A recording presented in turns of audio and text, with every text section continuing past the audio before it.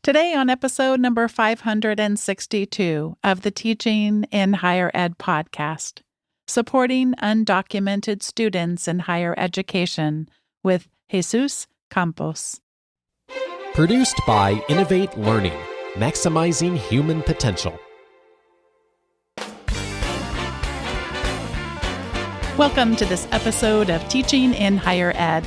I'm Bonnie Stahoviak, and this is the space where we explore the art and science of being more effective at facilitating learning. We also share ways to improve our productivity approaches so we can have more peace in our lives and be even more present for our students.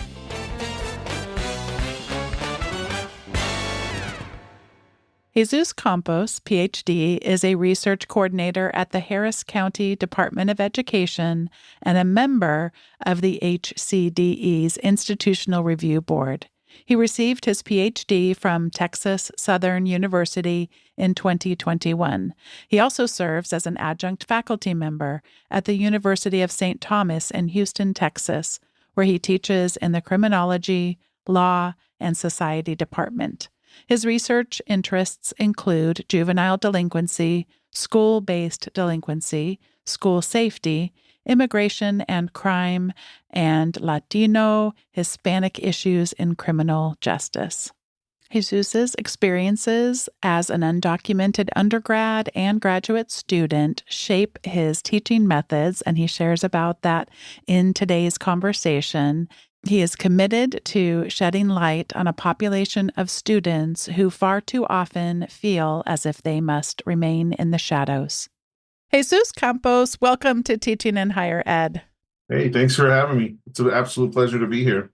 I am grateful for us to get to have this conversation, and I want us to start with you taking us back in time. Can you tell us what school was like for you as a young kid? Sure. So kind of giving a quick recap there, I was born in Mexico. My family immigrated to the United States when I was about almost 2 years old. So my first experience in education at all was in America as a pre-kindergartner. And, back then it was sort of normal. I was in ESL classes, ESL meaning English Second Language courses. I didn't speak English when I first enrolled. So Spanish is my first language, even though I was in American school. That's a common thing for a lot of kids like me who were born in another country and came as either babies or very, very young toddlers. So I go into ESL, I learn English very quickly. By the time I'm in second or third grade, I transition out of these ESL programs into regular English classes. And that was it was a bit of a cultural shock because in my ESL classes, everybody was like me and spoke Spanish and were Hispanic. And now I'm thrown into the melting pot that is, in an American classroom in the early 90s in Houston, Texas, where I'm from.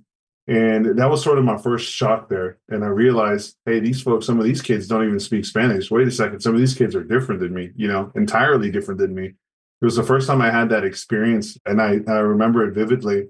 So that was kind of early on. And then elementary school was sort of the same. Nothing really was different for me back then. It really didn't sort of have a major impact until about middle school, I would say. Middle school, kids started doing things. And what I mean by doing things, they started signing up for either summer programs or they started traveling, doing these sorts of things. Talking about college became a conversation piece at that point, things I never even thought about before. And so I started noticing, okay, people do certain things that I'm unfamiliar with. I'm hearing things about SAT. I don't know what that acronym stands for. I don't know what any of these, I don't know what GPA means. I don't know any of this stuff. Transitioning into high school, that's really when it sort of hit for me. I was a high school undocumented student. After 9th grade, 10th grade, you were 15, 16 at that point? And that's when it really sort of resonated that something was different for me. I knew ever since I was about 5th grade that I was quote unquote undocumented. But I really didn't pay much attention because it didn't have an impact up until about 16 years old. Something about another student getting a driver's license, telling you about it, and you ask your parents and they say you can't get one. They get their first job. They're working at a grocery store. They're working at Starbucks or some ice cream shop. And you wish you could do that, but I can't get a job. And so that was sort of my early high school days. It started having sort of an impact on me. And when my counselors and teachers would talk about college and getting ready, I started to sort of look into it with my brother. And I have a twin brother who was in the same position as me at the time. Mm. And so we're looking at colleges, and they're talking about applications for scholarships. At the bottom must be U.S. resident, right? At the bottom of all these applications must be U.S. resident. We're looking at the cost of these colleges, and we've never seen so much money in our lives. We're talking 10,000. Back in those days, 10,000 or something like that for tuition was a lot for us. So, and our teachers saying, "Don't worry, you can apply for federal aid." We look at the federal aid application. Must be U.S. citizen, right? Must be U.S. resident to qualify. Can't get financial aid. Can't get FAFSA.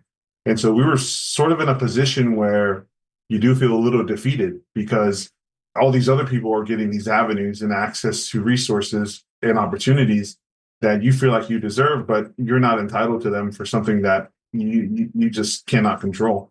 So high school was a bit difficult in that regard.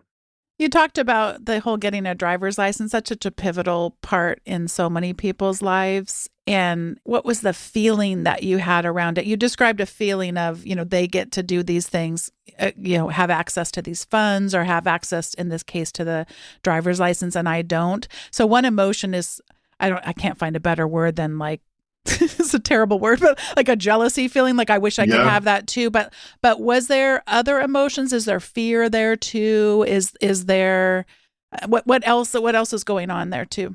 Yeah, fear would be a good word. That's one of the emotions, because the natural question you have at that point as a teen is, well, why can't I? Right. And then the conversation is had where you understand your situation, and the sort of the reality dawns on you, and you say, wait a second. If I get busted, if I'm driving and something happens, and you're saying I could be kicked out of this place, the only place I've ever known. I mean, I have no recollection of anything outside of the United States. And so the reality was, yes, that potential exists. So fear was one of the emotions. And another emotion you start to feel is a little bit of resentment towards the circumstance, and a little bit, and if I'm being honest here, by proxy, you sort of resent a little bit kind of the people that put you in this position, your parents. Obviously, in hindsight, they were doing the best they can. I mean, the goal of bringing them here was to give you a better life. And if in hindsight, I can see that. And obviously, I understand why they did what they did, and I'm grateful that they did it 100%. They sacrificed a ton for me to even have the opportunity to be in that position. But at the time, as a 16, 17-year-old, you realize, well, this is a really crappy hand I was dealt, right? And it wasn't a natural occurrence. People decided, and individuals, lawmakers decided that this is the case for me. And I'm being kind of put in a position that is really unfair. So you do a little bit of negative emotions and resentment towards the hand you're dealt, if you will. You touched on a little bit about starting to hear these words or acronyms that didn't mean anything to you, SAT, GPA, and then this realization of the significant costs of a college education. Take us back to just other things that you remember about applying for colleges. And let me actually say that I'm realizing, even just using colleges as a plural, I only ever applied to one college. So I'm even making an assumption just with the way I formulated that question in my mind. But just take us back to that time, that season in your life where you're actually starting to explore what could this mean for me? What's this going to look like? Yeah. So and this is something that I'm certain that most high school students in my position would resonate with.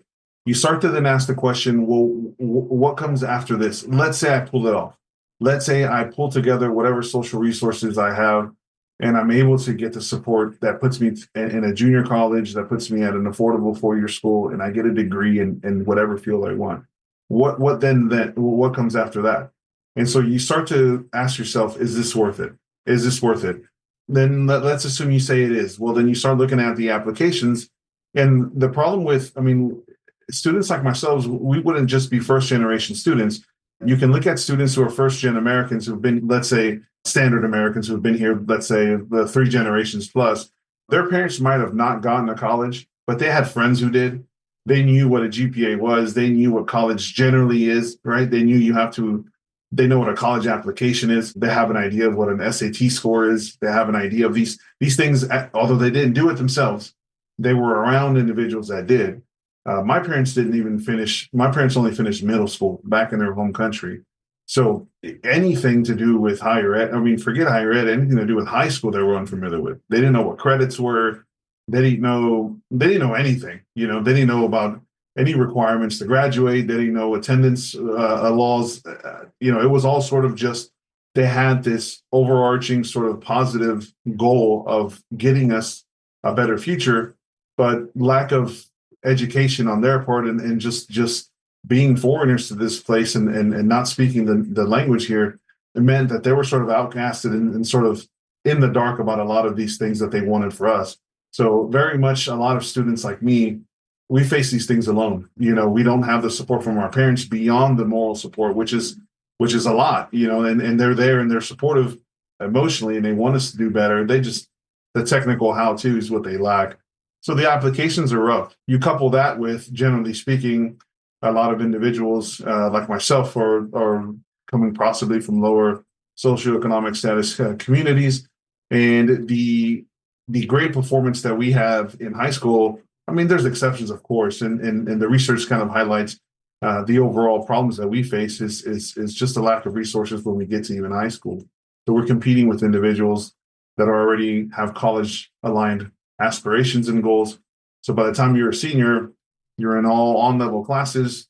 You've done no sports because your parents can't afford it. You don't have a car to drive anywhere. You haven't worked anywhere. You can't apply to certain programs. And so you're kind of limited in what you can do to compete. So applications, the goals and aspirations will sort of cut short, if you will, and you're probably just aiming for the cheapest, most affordable place you can find. And then take us to, you apply, and how many places did you apply to, and what was that like to get an acceptance or multiple ones? What happened next? So me and my brother have always been dreamers, and so we said, you know what, this sucks, right? We looked at each other and we literally said, this sucks, but we're going to try anyway. And my brother's always been very academically gifted, more so than me, I'd say, at the high school level and at the undergrad level. And we went to a state school, a 4-year state school, nothing fancy here in Texas. And we toured it, actually. I remember we toured it. Our older brother took us to visit and tour this university. And looking back now, I know he wanted us to be there, but I can tell he really didn't expect us to do this, but he didn't have the heart to tell us no. And so we were thinking, find a solution. We tour the University of Texas in San Antonio. We look at a dorm and our jaws just drop. The fact that our friends are going to be going to these sorts of places. We look at the big universities, we look at the big classrooms, and we're just in shock. Like, this is only what we imagined. I'd never seen anything like that. I didn't even know that those sorts of classrooms existed. Those sort of lecture halls existed. We come back, we realize obviously we don't have the finances to go there, so we start looking local. I applied to a local community college and get accepted. I didn't take the SATs or anything. I mean, I was planning on just working manual labor sort of work, and I was convinced by family members and loved ones to apply. And so I applied to a community college, and I mean, I had to take a couple of tests to get admitted. I passed all my tests, and there I was, a freshman at a community college, no idea what he was doing back in 2006. And that's not where your journey of education ended. Tell us kind of what I realize it feels like this is your life, and we don't. Yeah. So it's a lot to. No, it's not at cover. all where it ended. It started there. Honestly, I was a little bit pessimistic when I went, because I was like, I'm doing this to sort of appease others. But at some point, I'll never forget, my mom said, look, your future here is undetermined at the moment. We really don't know what's going to happen, right, in 5 years' time or whatever. But the one thing you can do, the one thing you can achieve, even if you can't work, is you can get a degree. That's an achievement you can do. So it sort of made me realize, hey, look, yes, it's not the best hand I was dealt, but I'm at a university. I'm technically at a college. It wasn't a university. I'm technically at a community college, and I can achieve this. I can graduate from here. This is doable. It's right here. It's right in front of me.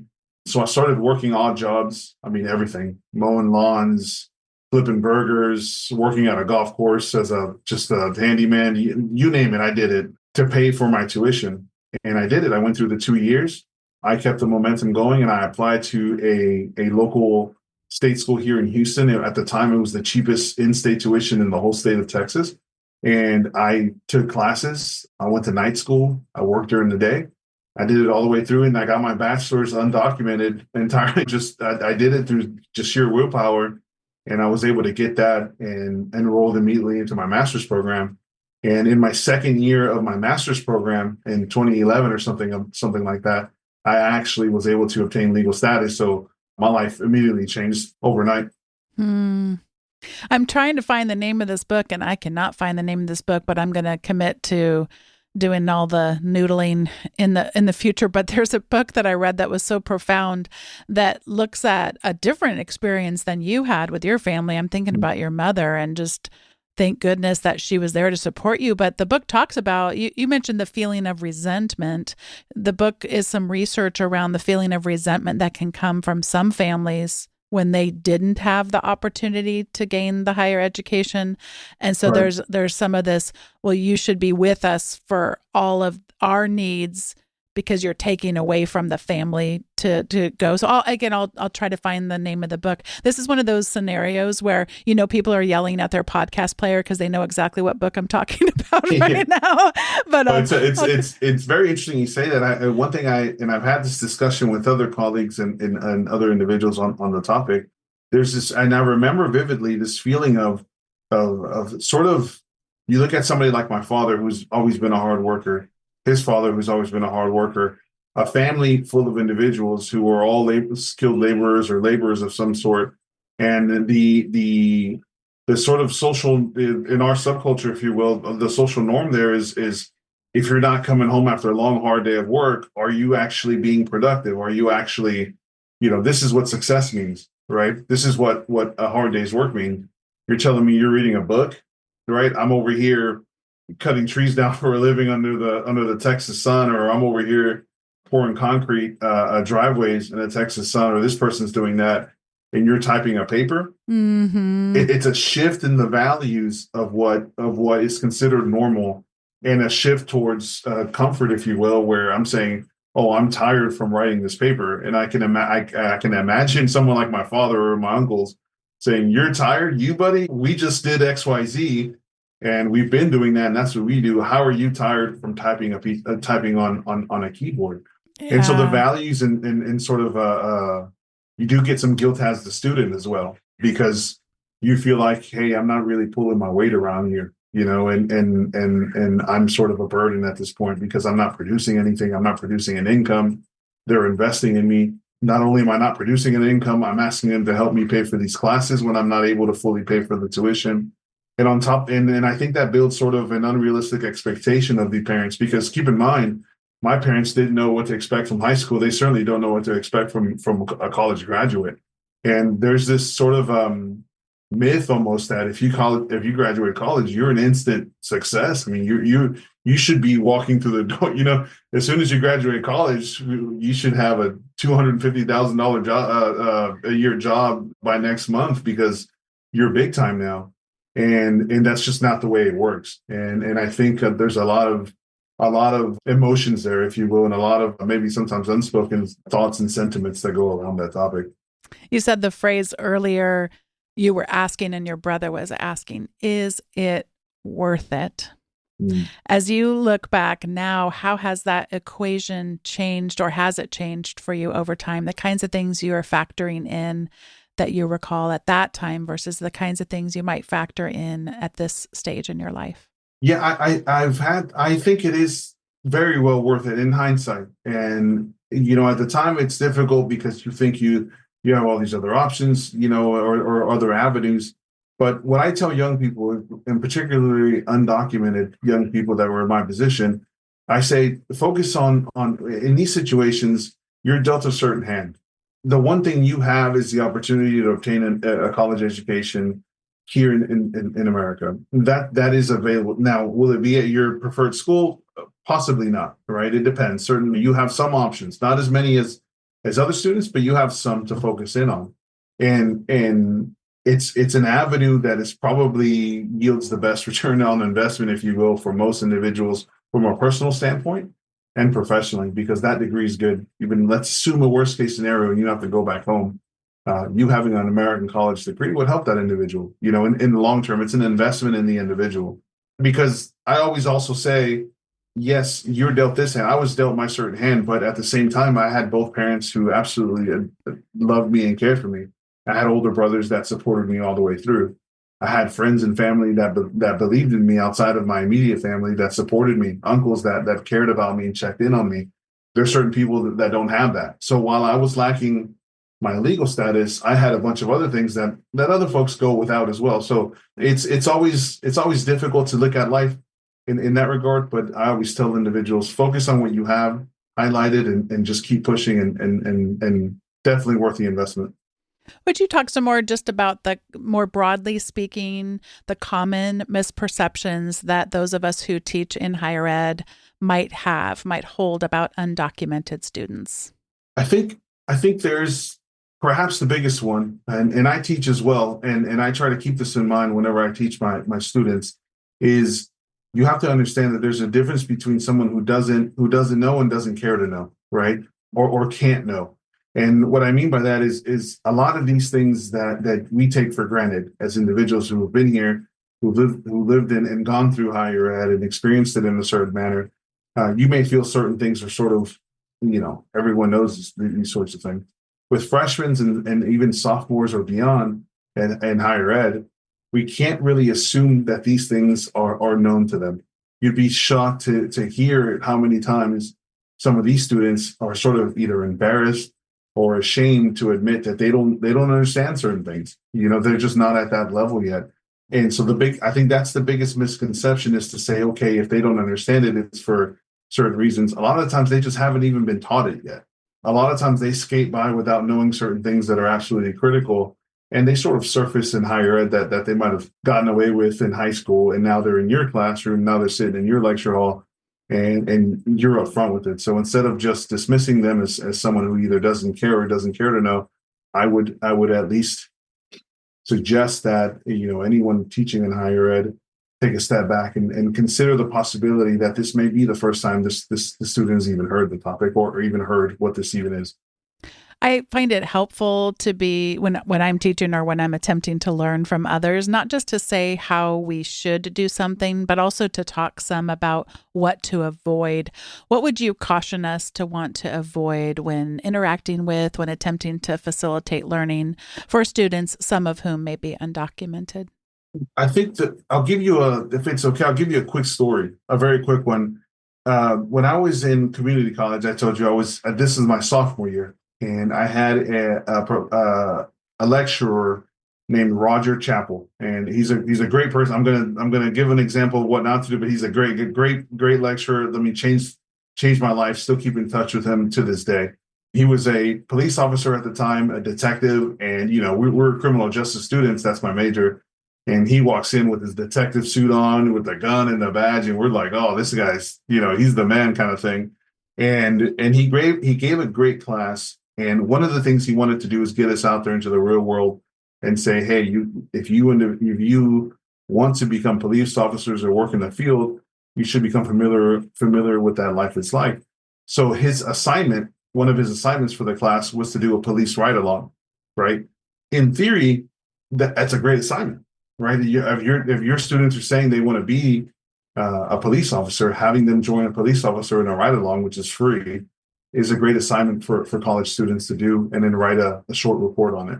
He then said, if you don't do that, right, meaning if you're too lazy to do that, or you don't take the initiative to get out there, I'm going to make you write a 20-page essay on this certain, I forget what the book was, meaning no one who in their right mind would choose to write it as a sophomore in college, a 30-page essay instead of a police ride-along. When I turned in my assignment and I turned in my 30-page essay, he looked at me just dumbfounded, right? He was like, what are you doing? And I said, this is, I didn't do the police ride-along. This is my assignment. And then he asked me, well, why would you write this paper instead of the police ride-along? And then, of course, I told him, well, I called the police station. You need a valid state ID to do the police ride-along. I don't have a valid state ID. I couldn't do it. So instead of making it a fuss or whatever, here's the paper. Now, I say that to say, and again, he's a great person. And I think at that point, a light bulb hit in his head. Mm-hmm. Certain things, and particularly, and I teach criminal justice courses now. When we ask students to go out there, and it's become more so significant now when more internships are being introduced right at the undergraduate level. We're sending students more out into the real world, quote unquote, if you will, to go get real world experiences while they're in college, which I think is a great thing. One of the things to look out for is you may not appreciate it when it occurs, or you may not realize how often you get ID'd at certain places or certain things. And if you don't have an ID, you're very limited. So that's just one example. The overarching theme there is to not assume that, to really dig deep and think about if what I'm doing in the classroom is limited by anyone's legal status here, right? Is there anything I'm doing here where their legal status might have somewhat of an impact? My example is pretty extreme. I wasn't allowed to actually participate in the thing. All the other students are raving about it. Oh, I went here. I was in this police car. I went this and that, and here I am, dreams and aspirations of working in this field, and I can't do it, right? And so it doesn't necessarily have to be assignments that are 100% hindered by someone's legal status, but there's an array of things that we do that someone it may a little bit swayed or sort of influenced because they don't have the legal status or the capacity to do it for whatever means. That is such a helpful example. I can still recall a student, there was I might get the details confused because it was such a long time ago, but some sort of travel opportunity. And I remember her wanting to go, and I just was not exposed to that. I wasn't getting it. Like, it took me a little while to figure out what she was saying, because I just didn't even understand how one would navigate society without having that. So she was prevented from flying in this case, but it was some sort of like a nonprofit sort of a trip to go on to serve other people in a different community. She had such a big heart, and she's asking me. And I also kind of thought, gosh, I didn't say this out loud, thank goodness, but I was thinking like, oh, I didn't even realize that this was possible. So you're asking me for help. I'm feeling so inept at being able to help her at all. But yeah, I mean, I think it's kind of the same thing too, where I didn't even at the time maybe realize quite then that people who were undocumented were able to pursue higher education. And I mean, that's of course was inspiring to me, but a good thing for us to recognize if we haven't already come to that realization in our unique teaching contexts. Yeah, and one thing to note, and you brought up a really interesting point, is another thing you asked any sort of suggestions I have. Another one is sort of piggybacking off what you said.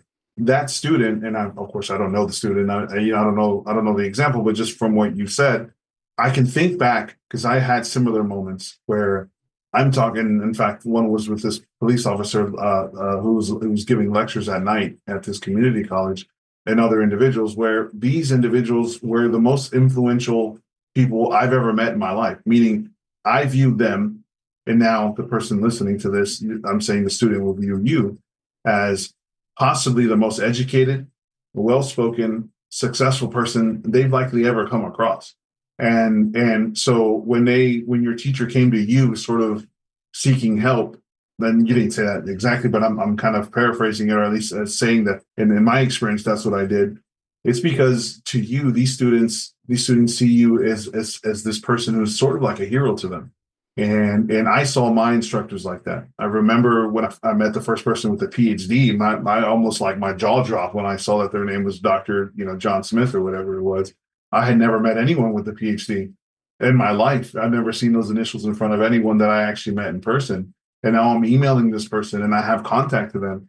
And so a lot of the times, and I experience this myself with my students now, whenever you become sort of an advocate and you create an inclusive curriculum in your classroom that sort of has the openness. And for me, I can use myself as an example with my lived experience, and I sort of build that trust and rapport with my students. The number of times that they've emailed me about all kinds of things, you would be surprised how many students email me asking for legal advice about their uncle who's going through deportation process, asking me advice about their legal status, if they're a permanent resident, how they can become a U.S. citizen. Not that I can give legal advice, but they're coming to me because, frankly, they have nowhere else to go, and they see us in that light. So just positioning, not that you have to have the answers, of course, but be ready to facilitate them and then be familiar with the resources that are available either at the university or beyond, that you can sort of relay them to, that would be mega. And coming from you, a person of trust, it's a big deal. So it's time, I guess, then for you to give us some homework, because this is sounding, I was like, when there's tangible actions we can take. We on the podcast, people listen from all over the world. So I'm going to ask you an impossible question, but if you were to give us homework, we want to become more familiar with what sort of resources might be available. Where might we look within our communities or within our universities specifically? Yeah, so for my experience, the one thing I would look at is scholarships that are open to non-residents. They're out there, they're and usually they're centered around sort of Hispanic students, not all the time, right? But a lot of Hispanic scholarships out there don't require U.S. and you can always just read the fine print. They'll be on there, right? So I would look for, and I share with all my students, not just anyone in particular, just all my students, any opportunity that doesn't require that. If there's any sort of legal aids that you're familiar with, nonprofits in your community, if a quick Google search will find them in your town, wherever you may live, or the nearest one, or any national ones that you know are reputable, that you can send them to, make sure they're free or at least very low cost and they're trustworthy to you. You can at least introduce it to them and say, hey, this is a good resource for you. I found a lot of the times, a lot of mentorship programs also help. So we have a couple here in Houston. So wherever you're at, if you can get them in touch with any sort of mentorship program, local agencies, state agencies, or county agencies sometimes have free immigration classes where them and their parents or family members can learn more about the immigration process and what their options are. You're not an immigration expert, so I mean, I'm not asking you to be, but the facilitator of these resources is critical. So I would start locally at the university and see what you have available, any sort of counseling or any sort of help that they can obtain through there. I would find any sort of legal aid from nonprofits or government agencies that's available to them in town. And of course, lastly, I would just emphasize the scholarship opportunities be sent to them. A lot of these students just aren't full-time students in the way that some of their stronger competitors are. I would go to my class sometimes if I worked late. I installed cable for a long time, and I was in the ground and burying cable lines and installing them with another guy. And I did that during the day, and I would get dropped off at the university at night. I mean, sometimes I'd go in like muddy jeans and shoes, right? I didn't have time to research all the opportunities in the world. So if you know of some that does it yearly, just shooting around an email is very helpful in finding anyone that you think would benefit all students, legal status considered, and that would be very helpful for them. Yeah, I'm thinking about the work of so many who talk about putting basic needs within syllabus to document those. So there might be a resource on, and some people don't like the phrase basic needs either, but ours is called the Living Well Community Resource Center at my university. But that's kind of a consortium of a place where they can get some resources related to food or housing to address those needs. And there's a newly established, although I know some universities have had a lot longer than we have, but a fund for emergency expenses, that kind of a thing. And to have that in your syllabus where it can be linked to whatever university resources may exist, that could be a helpful way too to keep that. But I know a lot of that from everything that people have shared on this podcast before, and my own learning is to help normalize it. And to the extent, actually, I guess that this will maybe be my final question before we get to our recommendations. Anything, Jesus, you'd like to share to people for whom being undocumented has been a part of their journey, and now they find themselves in a teaching position that you may uniquely want to share with them, guidance or encouragement of any kind? Yeah, I mean, you're saying if they themselves find themselves teaching like me? Yeah, maybe they were undocumented and today they're not. Anything that they might be thinking of a little bit differently, their unique identity and history. Yeah, one thing, and I say this because I struggled with it as well, is I would say we want to make sure that we're not putting our own experiences and making it a fit-all for our students. I said it earlier, and I'm very proud to say it. I had a very loving and supporting family. I had a roof over my head at all times, right? I had parents who they didn't earn a lot of money, but they had employment, right, for most of my life. And so my experience definitely wasn't the worst experience. And so what happens sometimes is, and this isn't unique to this circumstance, but in general, we say, well, I did it, so why can't you, right? And when it comes to individuals like myself who went through it, we kind of have some individuals tend to have that sentiment and said, well, I put aside this and this, and I went to school, I came to school dirty from working all day. And, that's easy to say, but looking back, I can say I was fortunate to have an opportunity to have all those jobs to begin with because of my social capital that I sort of leaned in on from friends and family and individuals who gave me opportunities to work. So I'm grateful for that. Some folks don't have that, right? So it's very important to not put yourself in other students' shoes. Every student is unique and is going through something entirely different. Individuals from different countries go through different processes. And so it's not a one size fits all. If the student wants to share some information with you, if you make yourself available and they share that information with you, then it's important for you to do just that, get to know them, learn a little bit about their circumstance and see how you can be helpful to that one individual, because the needs for one won't be the same, and these students are all very special and unique, and it's important that we get to know them as such and hopefully at least be a vessel of some knowledge and information and guide them to their ultimate goal, which is being successful in your classroom. But if they're not successful, if they don't have the food, if they don't have the resources, then they're going to be very hard pressed to sit through a college class. Such good advice for all of us. And especially as you're sharing that, thinking about that, I'm reminded that sometimes what someone wants is not to be fixed, not to be taken on as a special project, but actually just wants to be listened to. And you may be in a unique position to be able to listen with more authenticity or empathy. Sympathy, actually, I think is the kind where you've experienced it yourself, but that doesn't necessarily mean that they're even opening the door to be asking for anything other than just a listening ear. So that's really helpful advice for all of us. Yeah, and everybody, some students, like I said, I've had students who email me their legal documents, and I'm like, whoa, I didn't ask for I can't help you exactly with that, but come see me after class tomorrow, and I can tell you sort of what I think and the best practices. And then I'll direct them where I think is best. At my university, at the University of St. Thomas, where I teach here in Houston, we have offices and resources for those types of students, specifically individuals that are like caseworkers that can help them out. So we have a lot of resources at hand. So I usually just facilitate them, but always just be optimistic and let them know that, hey, they matter. We want them to succeed. And yes, they're facing unique challenges, but if the university's has the resources or the city has the resources, I'm more than glad to facilitate them. So that's always how I see it, because if we can't do that, then they're not going to be successful in the classroom. So it's an obvious impediment to success. Well, this is the time in the show where we each get to share our recommendations. I have two today, and they are both musical. And what is unique about them is that they both are very present and very today, and they also go all the way back to my childhood. So Cynthia Erivo has been getting quite attention for those who are not familiar with her work. She was in the recent production of Wicked, the movie, the musical. And I found a couple of performances. You gotta love YouTube algorithms because they get served up to me so perfectly. This is perfectly for me. I think they know us better than we know ourselves sometimes. It's actually kind of frightening. To that point. It's really frightening.